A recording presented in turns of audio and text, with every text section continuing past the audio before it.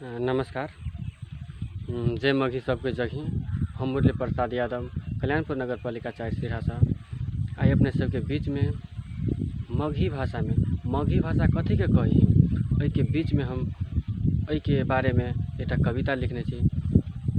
Phone करके हमरा कही कि मघी भाषा कौन भाषा के कही। मघी भाषा अपन ठेठी भाषा के जे अपना सब बजे छी, जे जन्म से लक मरण तक मघिए भाषा बजे छी, वही के अपना सब मैथिली भाषा कहते रहे छी।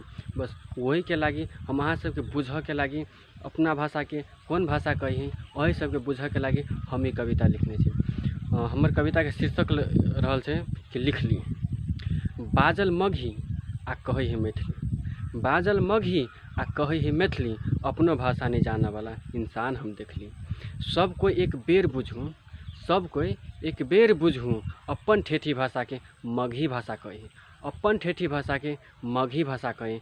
सब कोई के सचेत करे लेल हम ई कविता लिखली, हम ई कविता लिखली। अपन भाषा जभी जभी हम खोजली, अपन भाषा हम जभी जभी खोजली, दिन रात हम मघी भाषा में बाइज के दिन पूरा बितवली। तैयो नहीं हम बुझ कर अपने भाषा के हम झपली। बहुत लेखक सब मिल के मघी के मैथिली के बदलैत सेहो हम देखली। बहुत लेखक सब मिल के मघी के मैथिली में बदलैत सेहो हम देखली।